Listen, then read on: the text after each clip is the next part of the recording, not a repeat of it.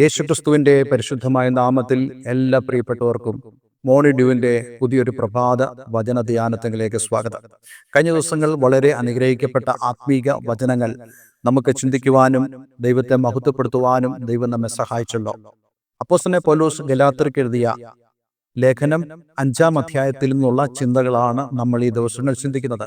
അതിൽ നമ്മൾ പ്രധാനമായും ചിന്തിക്കുന്നത് 5-ാം അധ്യായം 22-ാം വാക്യത്തിൽ പ്രസ്താവിക്കുന്നതായ ആത്മാവിന്റെ ഫലങ്ങൾ എന്നുള്ള വിഷയത്തെക്കുറിച്ചാണ്.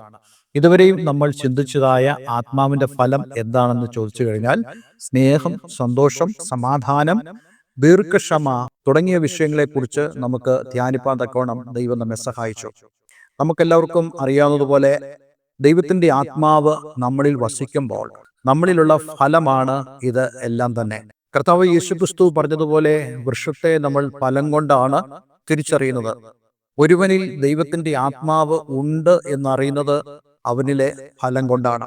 നമ്മൾ ഓരോരുത്തർക്കും ദൈവത്തിന്റെ ആത്മാവ് ഉണ്ടെന്ന് നമ്മൾ അറിയുന്നത് ഫലത്തിലൂടെയാണ്. ഇന്ന് പലരും തന്നെ ചിന്തിക്കുന്നത് ഫലം എന്ന് പറയുന്നത് നമ്മൾ പ്രകടിപ്പിക്കുന്നതിലൂടെയാണ് വരുന്നതെന്നാണ്. ഒരുപക്ഷെ ആളുകൾ തങ്ങളെ തന്നെ പ്രൊമോട്ട് ചെയ്തിട്ട് തങ്ങൾ എന്തൊക്കെയാണ് എന്ന് ധരിപ്പിക്കുവാൻ ശ്രമിക്കുമ്പോൾ നമ്മൾ പലപ്പോഴും വഞ്ചിതരായി പറയാറുണ്ട്, അവർ ഇന്ന ആളാണ്, അവരിൽ ദൈവത്തിന്റെ ആത്മാവുണ്ട് എന്നൊക്കെ. വാസ്തവത്തിൽ ദൈവത്തിന്റെ ആത്മാവ് ഉണ്ടെന്ന് അറിയുന്നത് ഈ 9 ഫലങ്ങൾ അവരിൽ ഉണ്ടോ എന്ന് മനസ്സിലാക്കിയാണ്. ഇതിൽ ഏതെങ്കിലും ഒരു ഫലം മാത്രം അവരിൽ ഉണ്ട് എന്നുള്ളതല്ല അവിടുത്തെ പ്രധാനപ്പെട്ട കാര്യം. മറിച്ച് ഈ 9 ഫലങ്ങൾ ഒരു വ്യക്തിയിൽ ഉണ്ടെങ്കിൽ നമുക്ക് പൂർണ്ണമായി ഉറപ്പിക്കാം അദ്ദേഹത്തിന്റെ ഉള്ളിൽ ദൈവത്തിന്റെ ആത്മാവുണ്ട്, ദൈവത്തിന്റെ ആത്മാവ് അവനിൽ വസിക്കുന്നുവെന്ന് നമുക്ക് ഉറപ്പോടെ പറയുവാൻ സാധിക്കും.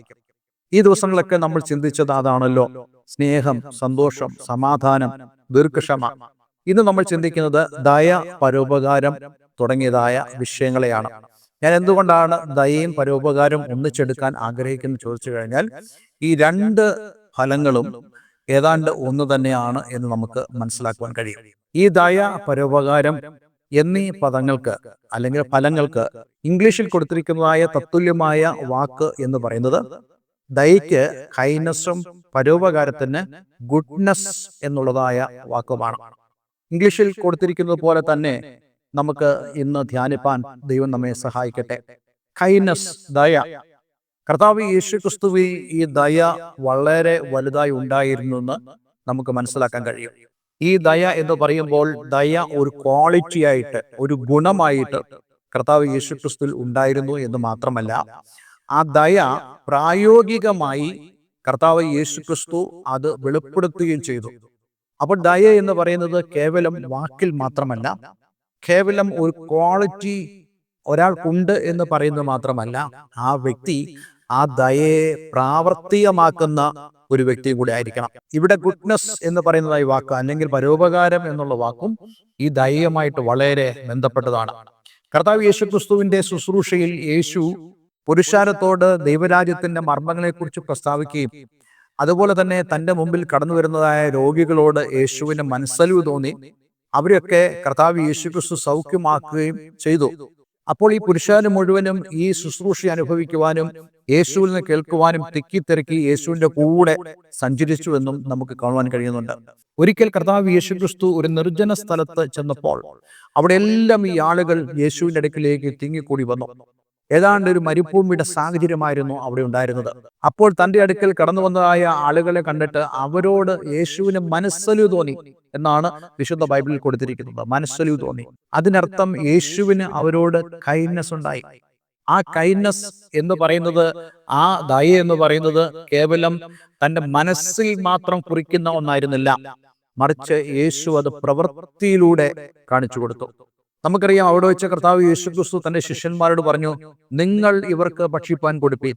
നിങ്ങൾ ഇവർക്ക് ഭക്ഷിപ്പാൻ കൊടുപ്പീൻ എന്ന് പറയുമ്പോൾ നിസ്സഹായതയോടെ നിൽക്കുന്ന ശിഷ്യന്മാരെയാണ് നമുക്ക് അവിടെ കാണുവാൻ കഴിയുന്നത്. അവർ അവിടെ മുഴുവനും അരിച്ചു പറക്കി നോക്കി ആരുടെയെങ്കിലും കയ്യിൽ വല്ല ഭക്ഷണപ്പൊതികളുണ്ടോ എന്നുള്ളത്. അവസാനം ഒരു ബാലകനെ അവർ കണ്ടെത്തി. അവന്റെ കയ്യിൽ 5 അപ്പവും 2 മീനും ഉണ്ടായിരുന്നു. അവർ ചിന്തിച്ചു, ഇത് എങ്ങനെയാണ് ഇവർക്കെല്ലാവർക്കും മതിയാകുന്നത്? അതുകൊണ്ട് അവർ അതിനെ നിസ്സാരമായി കാണുവാനിടയായി തീർന്നു. പക്ഷേ കർത്താവ് യേശുക്രിസ്തുവിന്റെ കയ്യിലേക്ക് ആ 5 അപ്പത്തെയും 2 മീനെയും കൊണ്ടെത്തിച്ചപ്പോൾ യേശുവിൻ്റെ കൈൻഡ്നസ് അത് മാനുഷികമായി ഒതുങ്ങിയില്ല, മറിച്ച് അത് ദൈവീകമായി വെളിപ്പെടുവാനിടയായി തീർന്നു. ഒരു കാര്യം ഞാൻ നിങ്ങളോട് പറയട്ടെ, ആത്മാവിന്റെ ഫലമായിട്ടുള്ള ഈ ദയയും പരോപകാരവും നമ്മളിൽ സംഭവിക്കുന്നെങ്കിൽ മാനുഷികമായ പരിമിതികൾക്കുള്ളിൽ നിന്നുകൊണ്ടല്ല നമ്മളത് വെളിപ്പെടുത്തുന്നത്, മറിച്ച് നമ്മൾ ആ വിഷയത്തെ ദൈവകരങ്ങളിലേക്ക് കൊണ്ടുവന്ന് ദൈവത്താൽ അല്ലെങ്കിൽ ആത്മാവിനാൽ അതിന്റെ പ്രവൃത്തിയെ നമുക്ക് വെളിപ്പെടുത്തുവാൻ കഴിയും. അതുകൊണ്ട് കർത്താവ് യേശുക്രിസ്തുവിന്റെ തന്റെ ഹൃദയത്തിൽ വളരെ അടിസ്ഥാനപരമായി ഉണ്ടായിരുന്ന രണ്ട് ഗുണങ്ങൾ, രണ്ട് ഫലങ്ങളായിരുന്നു ഈ ദയയും ഈ പരോപകാരവും, അല്ലെങ്കിൽ ഈ കൈൻഡ്നസും അതേപോലെ തന്നെ ഈ ഗുഡ്നസ്സും. നമുക്കറിയാം, കർത്താവ് യേശുക്രിസ്തു ഈ ഭൂമിയിലായിരുന്നപ്പോൾ അവൻ ഒന്നുമില്ലായിരുന്നു. അവന് വിശ്രമിക്കുവാൻ ഒരു സ്ഥലം പോലും ഇല്ലായിരുന്നു. അതുകൊണ്ടല്ലേ കർത്താവ് യേശുക്രിസ്തു പറഞ്ഞത്, ആകാശത്തിലെ പറവുകൾക്ക് കൂടും, കുറുനിരയിൽ കുഴിയുമുണ്ട്, മനുഷ്യപുത്രനോ തലചായ്ക്കുവാൻ ഈ ഭൂമിയിൽ സ്ഥലമില്ല എന്നുള്ളത്. പക്ഷേ അതുകൊണ്ട് അവന്റെ കരുണ വെളിപ്പെടാതെ പോയില്ല, അവന്റെ ദയയും വെളിപ്പെടാതെ പോയില്ല.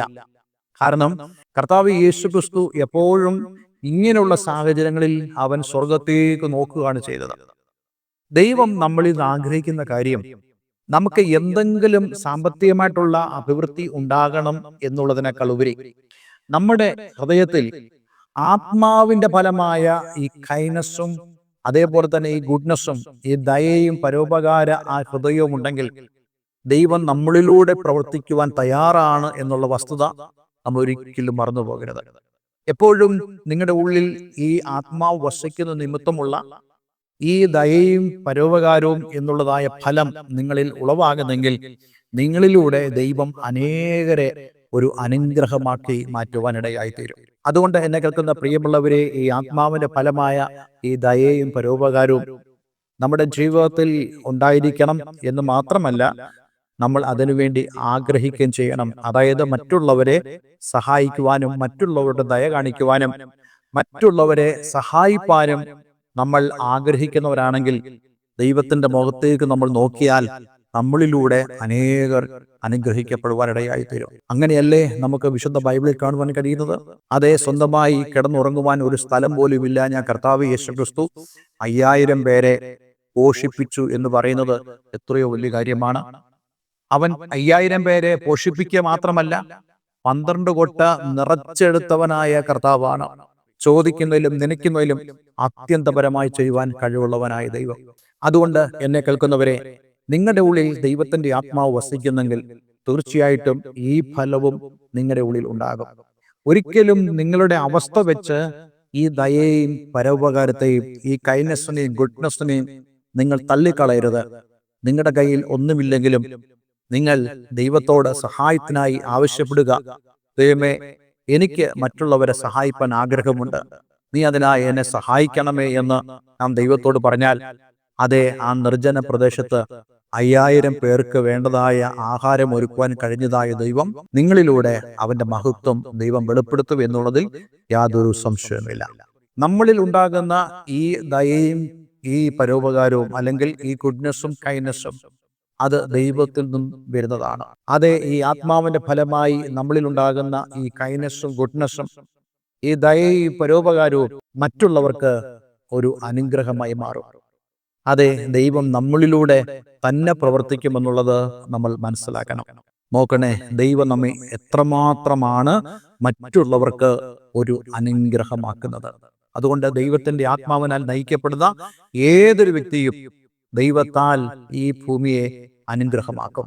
അതുകൊണ്ടായിരിക്കാമല്ലോ കർത്താവ് യേശുക്രിസ്തു പറയുന്നത്, നിങ്ങൾ ഭൂമിയുടെ ഉപ്പാകുന്നു.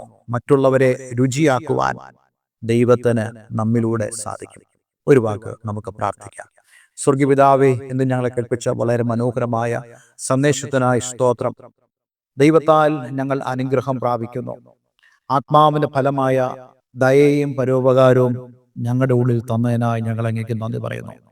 പലപ്പോഴും ഞങ്ങളുടെ സാഹചര്യങ്ങളെ ഞങ്ങൾ മനസ്സിലാക്കിയിട്ട് ഞങ്ങൾ പറയുന്നു ഞങ്ങൾക്ക് ഒന്നിനും കഴിയില്ല എന്നുള്ളത്. പക്ഷെ ഇന്ന് ഞങ്ങൾ മനസ്സിലാക്കുന്നു, കർത്താവ് യേശുക്രിസ്തു ഞങ്ങൾക്ക് അതിനൊരു ഉദാഹരണമാണ്.